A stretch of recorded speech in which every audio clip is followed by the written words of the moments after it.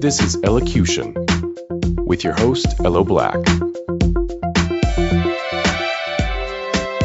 This episode is a throwback to a podcast we used to do called The World of Science with Dr. Hans Berger. I did this show with a very dear friend of mine who is a licensed member of the medical community. However, Dr. Hans Berger is fictitious. Viewer discretion and sensibility are advised. Well, I mean, listener discretion, unless you watch this on YouTube. Anyways, please enjoy, be well, and above all, wash your hands. Thanks, pals.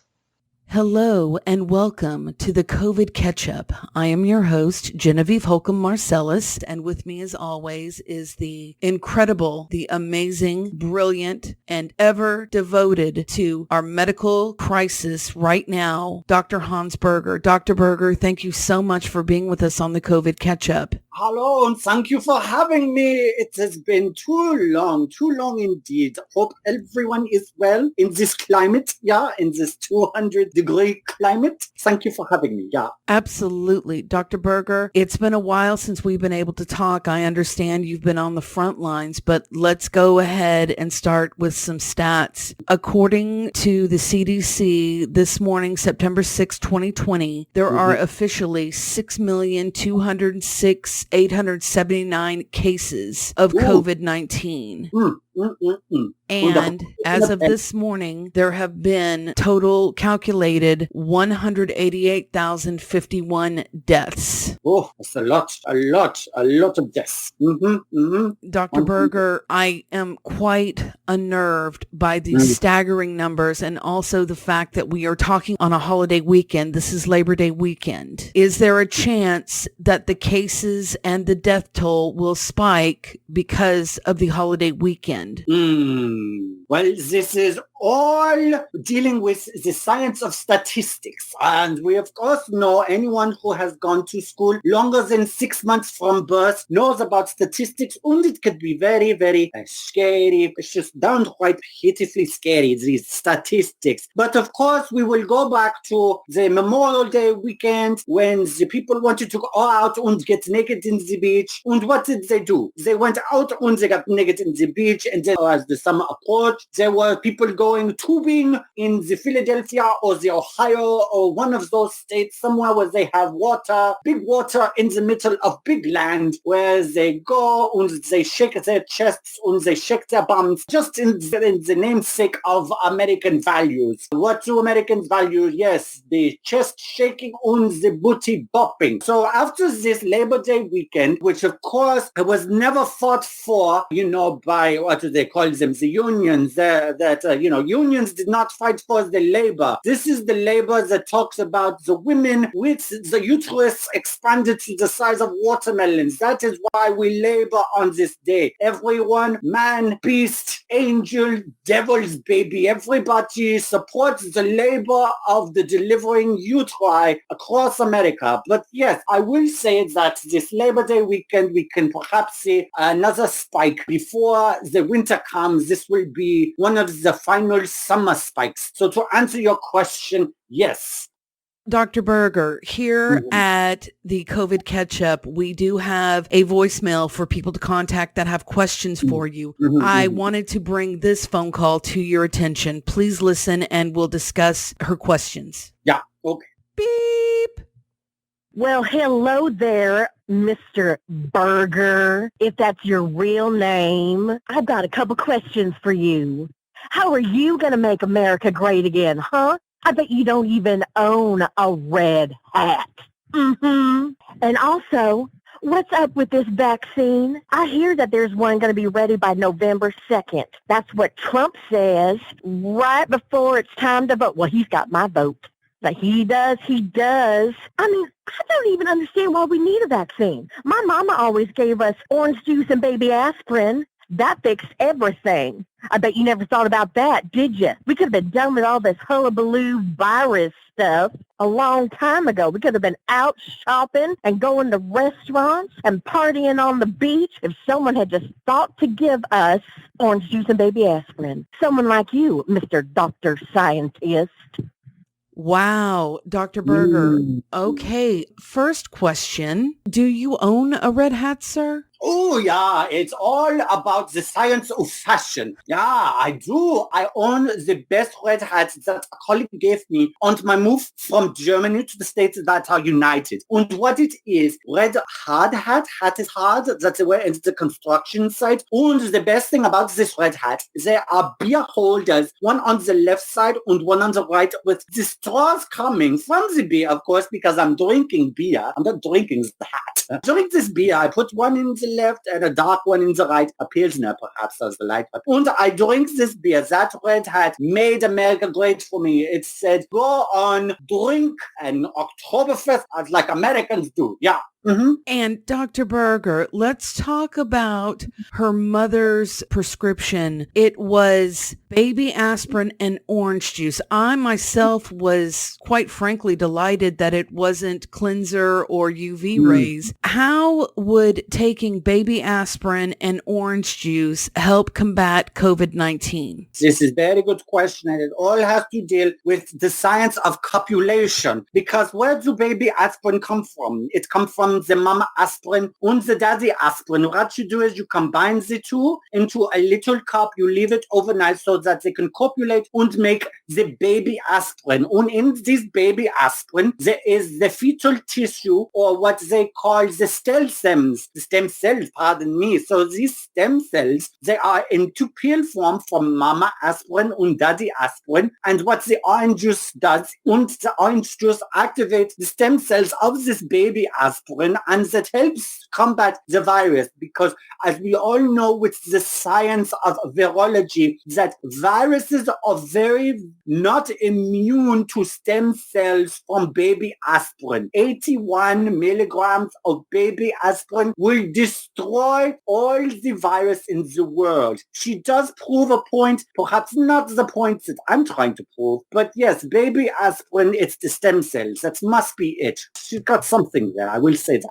So, Dr. Berger, the last part of her message was stating that she was quoting Trump, that there would be a viable vaccine against COVID-19 the first week of November. Also, I saw a report from Dr. Fauci where he said that vaccines for COVID-19 may be available at that time, but probably we're looking at mid-year 2021 for COVID-19 vaccine. My question to you, Dr. Berger, is there a viable vaccine at this time for COVID-19? Ooh, well, that is a good question, and it all deals with the science of reality. So what is going on now is that any person with, I was going to say, maybe about 8 months of education after birth would know that there has been trials. Will it be available? Perhaps this November? No way. But I will say that there has been what you call a capitalistic journey to be the first person to create this glorious vaccine that's going to leave, a little video camera in your rectum to stay for the rest of your life so that your government can look up your bum and tell you have polyps. But I will say, to answer the question, that the vaccine will probably be available sooner than later, merely for, I'm going to say, the monetary gain, so that everybody could have the beer drinking hat like I have from my colleagues. But Dr. Berger, will this vaccine contain any alien DNA or demon seed as proposed by a series of doctors last month? Well, I will say this. It has to all deal with the science of autofellatio. So what it is people are trying to get themselves so pumped up, and I use the term pump loosely. So they pump themselves up. They pump. What it's going to leave inside is not necessarily the demon sperm, although you may feel a bit salty afterwards because it will affect your mood, as most vaccines do, because of crystals and essential oils royal interventions. So what I will say is that if this vaccine does come out, I'm not going to say demon sperm, although having sex with Baphomet may be a hallucination that is kind of, I guess, a side effect from it. I will say that. And Dr. Berger, there have been many reports from unvalidated sources that these said vaccines will contain a microchip. I know you just spoke of rectal cameras, but is it possible, Dr. Berger, are the vaccines microchipped? Well, this all deals with the science of the Patriot Act that was passed by James Madison of 1625. I think if I remember my American history correctly. So what happened is James Madison wrote in the Emancipation Proclamation before entering the War of 1812 that this microchip is only for people who they deem important or they deem that their lives are worthy to be recorded. For example, for the people that are continuously for the people that are continuously watching the adult porn on their computer, the microchip is only going to be inserted. That way your FBI agent can watch the porn with you. If your life consists of going online and looking at panda YouTube videos, your FBI agent is not going to microchip you. Although I applaud all the people who believe that they are worthy of such a microchip from a vaccine, that their lives are just so much tons of fun that they are going to get that microchip. So to answer your question, no. They're not going to microchip. This is not some inner space Dennis Quaid type of effect movie from Hollywood. No. Now, Dr. Berger, a lot of things have been happening in the past 2 weeks. Let's talk about the upcoming election. Now, we have just heard that Joe Biden has accepted the Democratic nomination for president and his vice president, Kamala Harris. We have also heard that Trump himself has encouraged people of South Carolina to vote twice, once by mail, the other in person. Dr. Berger, my serious question to you is, isn't that illegal? It all has to do with the science of the hypocrisy. Many, many moons ago in ancient China, there was Hippocrates. And he started sharing information about selling baby parts in the Planned Parenthood of ancient China. And it transferred over to Nepal, where Indiana Jones was able to get the gold piece with the crystal in the center and perform for Raiders of the Lost Ark. This is a story that's been going on long before. Perhaps he is trying to bring it again to light. Of course, we have to take into consideration that these words, yes, these actions, yes, they are illegal as far as I understand with the American politics. But of course, should not be a surprise for people who have listened to everything that he has mentioned from the beginning of his campaign back in, I forgot, 2016. So yes, it is very illegal, and it is pretty much saying that whatever you all were complaining about many, many years ago up to this point, just go ahead and do it and prove that it can be false. Prove that it is illegal by doing it yourself, because, you know, you can get away with it. Yeah. Very illegal. So, Dr. Berger, let's talk about what's going on right now with the United States Postal Service. There has been a new postmaster general appointed by Trump, and said postmaster has been downsizing the scope and the ability of the United States Postal Service by turning off machines, taking sorting machines out, taking away just standard mailboxes. Why do you think he's doing that, Dr. Berger? And this all has to deal with the science of Mr. Magoo. We all remember Mr. Magoo walking around on the cartoons with no eyes, not seeing where he's going, completely blind, until somebody yells at him or he gets surprised like, oh, I did something wrong, or oh, I'm stupid. So, you know, this all has to deal with Mr. Magoo. We have this bald man, and I'm not surprised he's not part of the Goldman Sachs, because they sure are popping up everywhere in the past 4 years. Anyhow, so Mr. Magoo, who wants to run the Postal Service while simultaneously having a company of his own that battles with the Post Service, which I'm not too keen on verbiage or American verbiage or English verbiage, however, but I love vegetables. The verbiage that I'm looking for is, what is that? A conflict of interest, perhaps, or interests that are conflicting. But of course, someone is going to say, oh, but this is America, America, this is you can do everything and not expect to get repercussions or be responsible for your actions. So this Magoo, I guess I can say it now since we're talking about the science of Magoo, this Mr. Magoo is just walking blindly as a friend of the hotelier-in-chief. All his friends there are focused on one thing, making themselves money, making themselves richer, and people are losing their jobs. People are not able to raise their children to be social because they're all stuck at home on their computers rather than playing outside and becoming social with other children. Yes, Mr. Magoo has problems, and is just another blind man who's been elected into a chair which he knows nothing about, just to play along and make more money for himself. And Dr. Berger, let's talk about a very serious situation that is illegal narcotics in the United States and across the globe. Yeah. This has been a terrorist war since the beginning.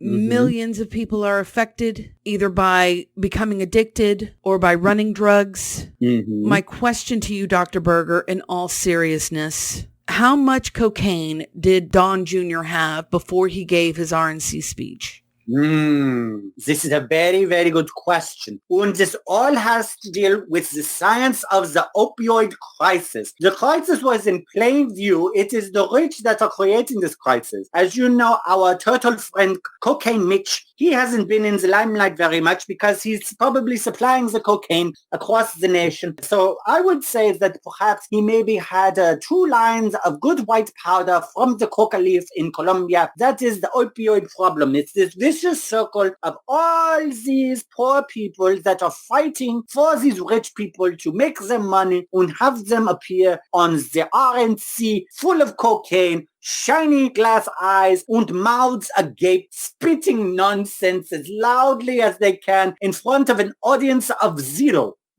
So to answer your question, I would say he probably had about 4 8-balls and 2 lines of snow, followed by a hit of some hydro and formaldehyde.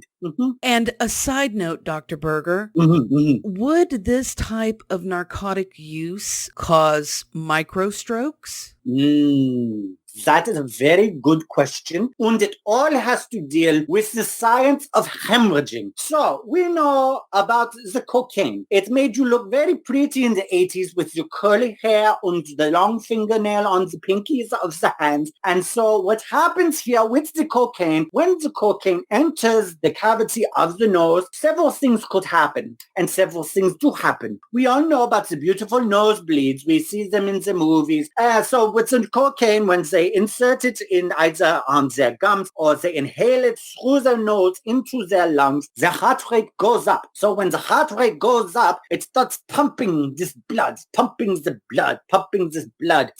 and faster and faster. And then, of course, with the heart rate going up, there's a slight probability that the blood pressure may go up because you're not hemorrhaging out. The blood is the vasculature of the body, the capillaries and arteries and veins. I went to school for that. When the vessels are in the heart, they go pumpy, pumpy, pumpy, pumpy. And all these pumps of these small capillaries, the pressure can get so high, depending, like our friends that had the 4 8-balls, 2 lines of coke and formaldehyde bump, these small little capillaries can burst. However, millions of capillaries always burst when we walk, when we fall. That's what's called bruising. But of course, the microstrokes, they can happen all the time. However, it is a pitiful excuse for insanity because no one that's had minor strokes is insane. Perhaps they are debilitated in a sense, but they are not insane. With our friend of the 4 8-balls and 2 lines of coke and formaldehyde bump, it has been proven that his insanity has grown from inception of childhood and earlier, when he said it himself in an interview that his father told him not to trust anybody. And when his father said, "You could trust me," and he trusted his father, that was the proven insanity, that he trusted his father. And his father totally messed his life up, and he said it himself. And he was told by his father, "You don't trust anyone."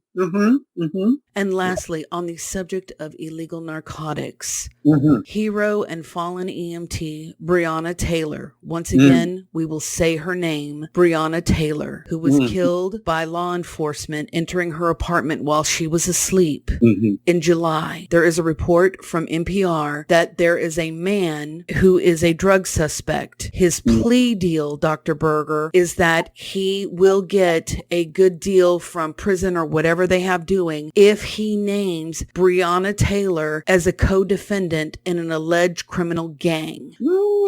Dr. Berger, when they raided her apartment, they found no evidence of drug trafficking. She had no history of drug trafficking, according to court documents. The police did not find any evidence of any kind of narcotic deal, with the exception of her boyfriend, last name Glover, was found with 4.2 ounces of cocaine and 10 units of opiates. Dr. Berger, how can this plea deal happen in the state of Kentucky by law enforcement?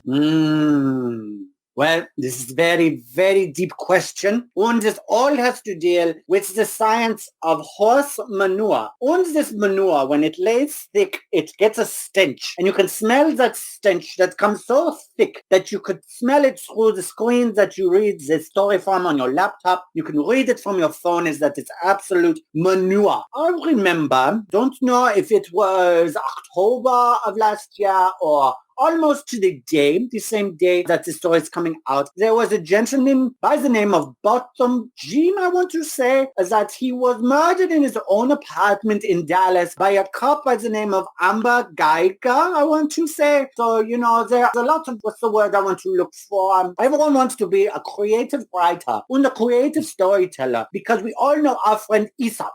And we all know our friend Dr. Dolittle, who bring about all these lively stories about creatures with voices and monsters with heart. And that's what the story is that we're trying to give these people this story that they are evil and bad people, while the monsters get this lovely story about how they dance with the lady in the yellow dress, and they have this red rose inside a glass case that, you know, it reminds them of their youth, that they are not a beast, but they are just a misunderstood man. But in this particular situation, it sounds like we are dealing with a lot of beasts who don't like the bell, I guess I could say. And they want the bell story to disappear. That way the beast can look out like a hero, and all the spotlight and the fabulous red rose inside the glass case could be untouched and not messed with. So what we have here, as I said, is the horse manure. Our friend, the horse, is just poopy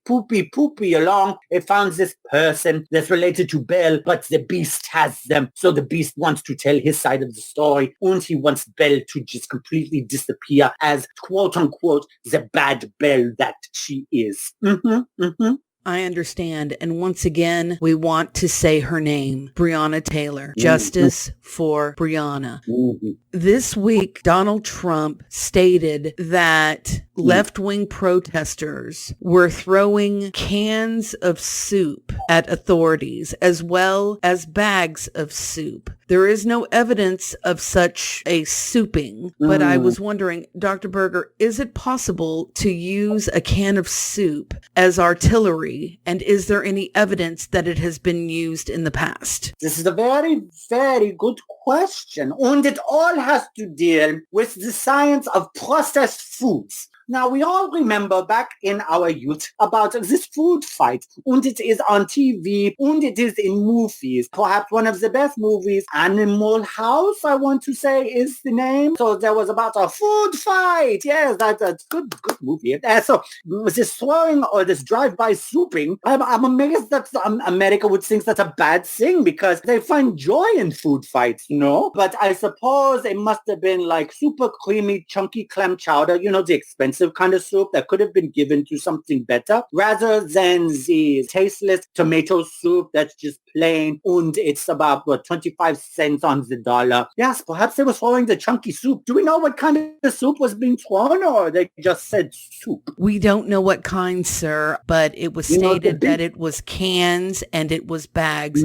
Dr. Berger, my question is, where does one obtain a bag of soup? Oh, the bag of soup. Oh, this all has has to deal with the science of the Great Depression. Back in the, I want to say the 1930s of America, everything or a lot of things came in the bags. And I know there used to be milk in the bags. I don't know if there was prophylactics for sex in a bag. I do know that there was a lot of things in the bag because of the need to donate a tin, aluminum or whatnot for the war effort. And of course, people were poor. They probably couldn't afford even metal. So bags of soup, that's really, really off-putting because I'm trying to think where they would get this soup unless they saved it from the Depression that their grandmother and grandfather saved non-perishable soup in a bag, which would make no sense because a bag is not like a tin can. It does not keep the soup fresh. So I want to ask, this soup that's being thrown, was it fresh? Was it a bisque? Lobster? Perhaps not, because that's just too expensive. However, to answer your question about soup in a bag, I will say that non-existent. Yeah, I can't. You got me there, as they say in the States are united. You got me there. A 17-year-old Trump supporter allegedly shot and killed 2 protesters in the city of Kenosha, Wisconsin.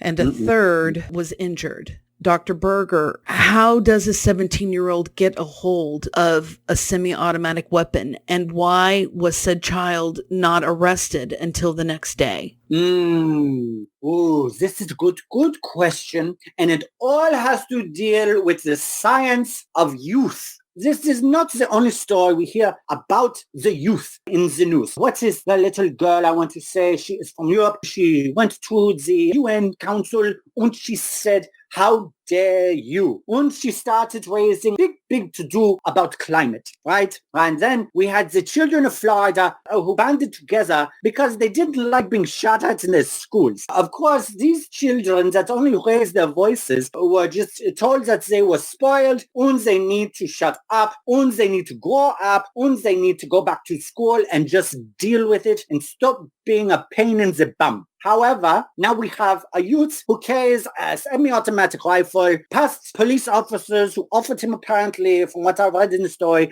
they offered him some water, they gave him a warm welcome, and so he was able to walk with this gun. And I want to say he probably didn't know what he was getting into, but he felt, I guess I want to say from what I view from his demeanor, is that he was there to defend something. And at 17 years old, we all have something very important to defend, yeah? Who's given this power with a pistol. Not even so much a pistol. It was a huge gun. It was an automatic rifle. And of course, everyone has a story, the story that he shot people in self-defense. But the fact still state is that this was a youth that was provided power and people died. I want to say, when the Greta girl went to the UN, I can't remember anyone dying physically. Perhaps someone died emotionally. I am unaware of anything. And then when the children of Florida talked about that they don't want to be shot in schools, the only people that died were the children that were already shot down. What youth do we not want to have power versus the youth we want to have power? And how do they get that power if they are youth? And there are laws about youth not being able to get cigarettes. I know for a while they didn't want to get the vape pens because,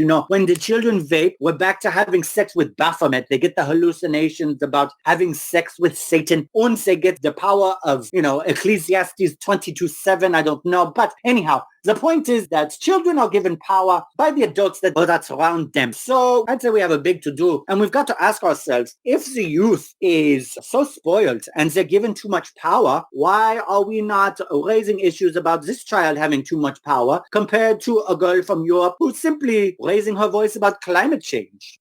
Which brings us, Dr. Berger, to an interview that senior advisor Kellyanne Conway gave on Fox and Friends. She stated, and I quote, "The more chaos and anarchy and vandalism and violence reigns, the better it is for the very clear choice on who's the best on public safety and law and order. It has been reported that President Trump is being referred to, a campaign slogan, if you will, the law and order president." But Dr. Berger, isn't that creating chaos in order to solve it? What is going on with the law and order president?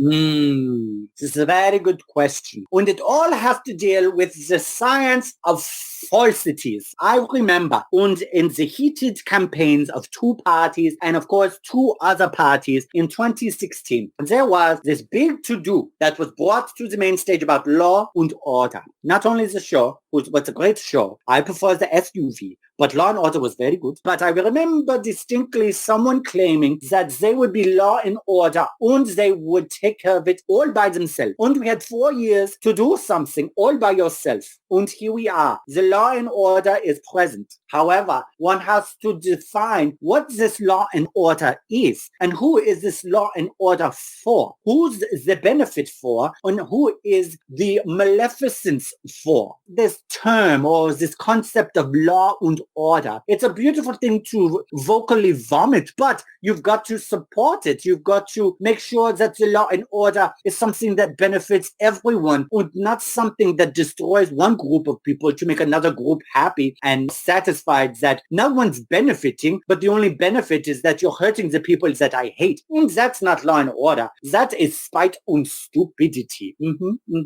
And Dr. Berger, speaking of current events, on Saturday, September 5th, there was a Trump rally with boats at Lake Travis in Austin County, Texas. Now, these boats, there were said to have been 600. I don't have an accurate count, but it is reported that 5 were submerged in water and 2 sank and 3 had to be towed out. Now, there was one tweet that I won't state the person who said that they were there and it was obviously a terrorist attack. Dr. Berger, can a boat sink without terrorist activity? This is a very, very good question. And I'm glad you brought this up because it all deals with the science of astrological intervention on marine life and marine science. So with the terrorists, now that we've moved past the full moon of Pisces, Pisces are fishies. So the fishies are, they're full of life and they're going to kill everything in sight. So what I will say is that Poseidon, who is a big part of Antifa, did not like all these 800 boats on top of his water. So what he did is he told his army of fishes in Lake Travis, he said, you minnows, you go that way. You piranha fish, you go that way. And the red herring, you stay here. I have to talk to you. You've been a bad boy, red herring. And the salmon, and the eels, and the little goldfish, all of you, press on and press forward. I guess you can say is that with Poseidon, he brought a blue wave on top of these boats, but I mean, we cannot know the numbers because technically the numbers of boats sinking is going to rise if we keep counting the number of boats. That's why we shouldn't do the COVID. Don't take tests. Don't count the boats that sink. If we count 0 as the boats, no boats sink.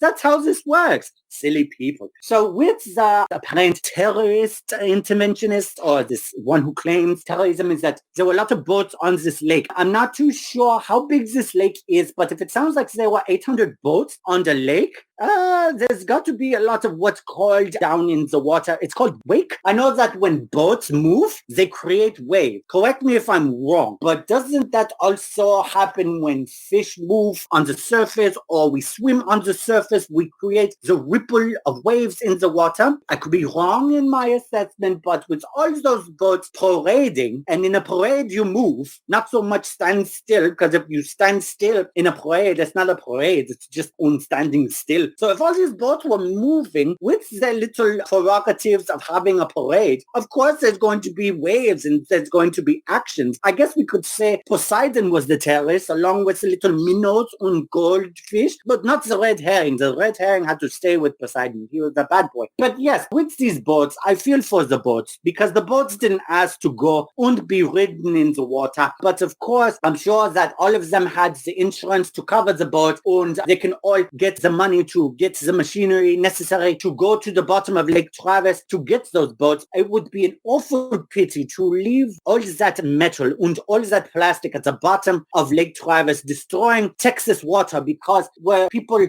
down here, they say, don't mess with Texas.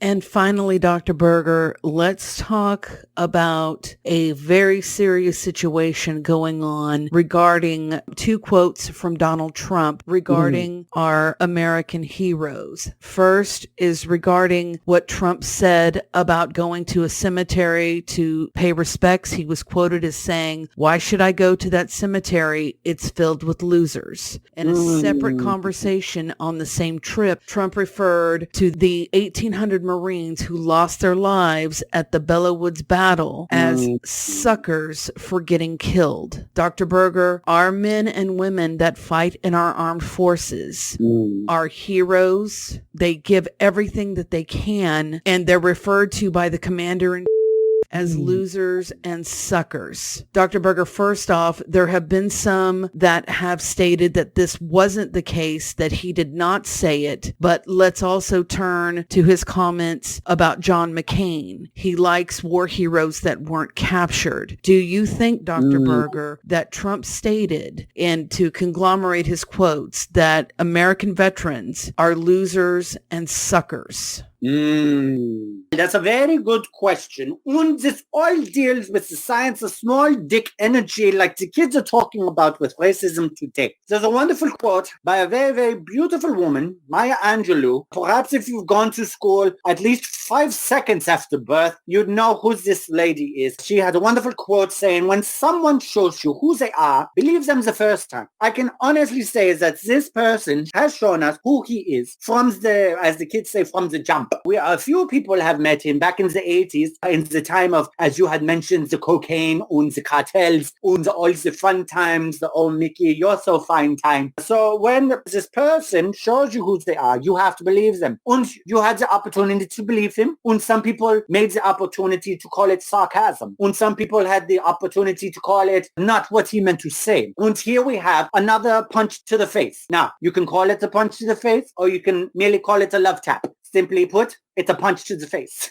So this, and technically, if these veterans are suckers, if these veterans are losers, I'm surprised there are not more people speaking out against this, because this brings to mind a very well-known individual who got a lot of attention back in 2004. There was a gentleman by the name of Patrick Daniel Tillman Jr. I don't know if the children of today know who this man is, but he was a very good player of the football, of American football, I guess I could say. And he wanted to support the United States by fighting in the war from September 11th. It's the war that's still going on up to this day, I will say. But by logic, he is calling Patrick Tillman a sucker and a loser. That's not very nice. Of course, there are many other people that have died in war. There were many children, I guess you could say, that were sent to Vietnam who never made it back. And there were a lot of children sent in the September 11th war that never came back. It's very heart-wrenching, is that for a person who expects to make military parades, or who gloats about wanting to have a military parade across the White House, across New York, across Washington, D.C., he would call this military that he wants to show to the world, he calls them losers and suckers. Well, I don't know if that's the best way to win the respects of the military. Of course, we have military men that have served for him now.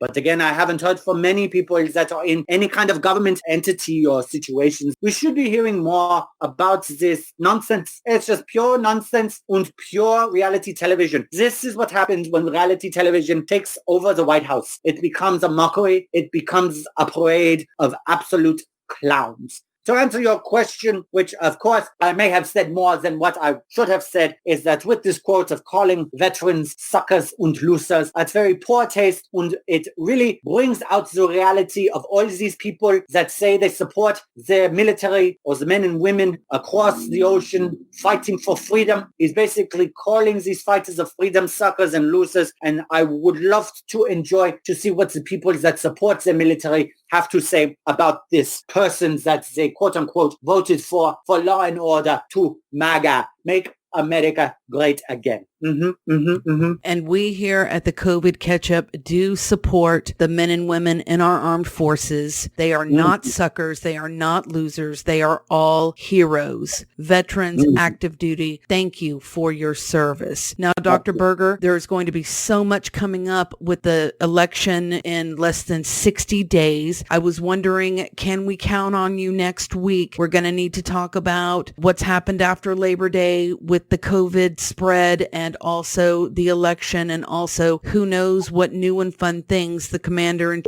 has to say. Will you join us then? Of course. We must carry on in the name of the science, and I look forward to having more call-ins. That was fun. She was a real peppy firecracker, like they say down here in the Texas. And I've noticed all firecrackers usually end up in hospital beds, but good for her for calling in, just sticking to her guns, which I'm sure she has many of, and bringing that question all in the name of science. Absolutely. I applaud that. Dr. Berger, thank you for being with us on the COVID Catch-Up. Absolutely. Thank you very much. Bye. This has been Ellocution with your host, Ello Black. And a very special thank you to the voice talents of actress Julie Leonard for this episode.